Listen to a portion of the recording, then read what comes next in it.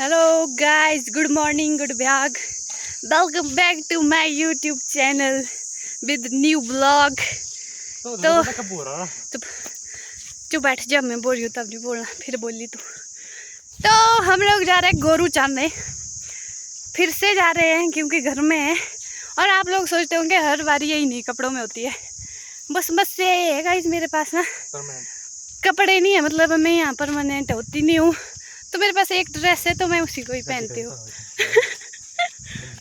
तो मैं आपको बता रही थी हम दो ग्वाले आए हैं गाय चराने।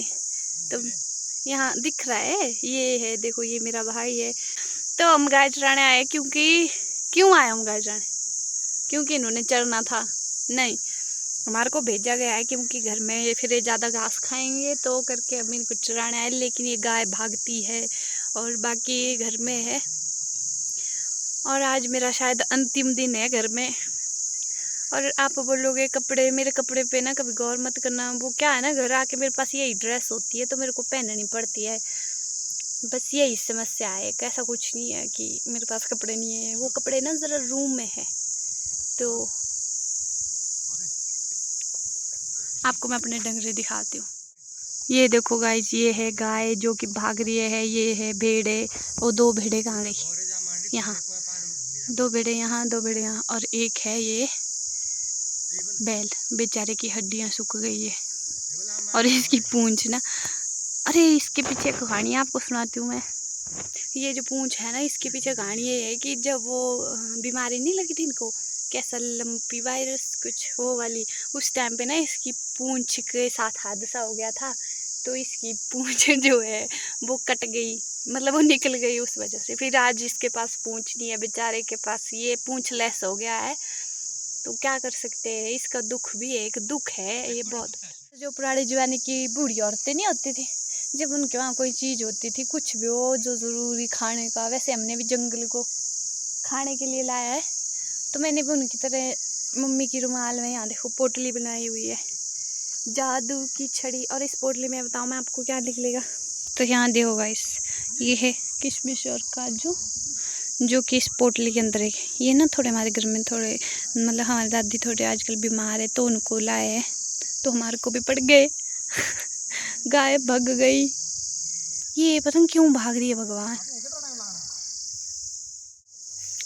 देखो गाय, डंगरे चढ़ाना आसान बात नहीं है, जंगल में हम लोग। और अब बारिश आ रही है और हमने कोई छाता नहीं लाया है। और अब हम क्या करें? और एक तो गाय भाग रही है हमारे। अब हम भीग रहे हैं। बारिश उतनी बारिश नहीं आई है पर बारिश आ रही है। यहाँ देखो थोड़ा थोड़ा आपको दिख रहा होगा, कुछ नहीं दिख रहा है तो कोई बात नहीं, कोई बात नहीं। तो दोस्तों 12 बज गए हैं, तो गोरू चारने का सफर अब नींद तक पहुंच गया है। और मुझको नींद लग गई। और इस आदमी को नींद आ रही है और मुझे भी नींद आ रही है। और हमारी गाय है जो कि चर नहीं रही है, ये हवा खा रही है ठंडी ठंडी, इसको बस भागना है। गोरू चराना आसान बात नहीं होती। मुझे तो लगता है कल दिन मेरा फ्यूचर भी यही है, गोरू चराओ। और तो लग नहीं रहा है, कुछ दिख नहीं रहा, अंधेरा ही है। देखो गाइस, ऐसे समझदार गोरू होते हैं किसी के। ये मेरी भेड़े हैं, ये कुछ ज्यादा ही पास आ रही है, स्पीड बढ़ानी पड़ेगी। तो फिर इनको बोलते हैं, क्या बोलते हैं आप?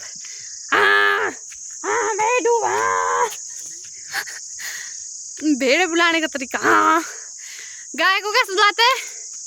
हाँ हाँ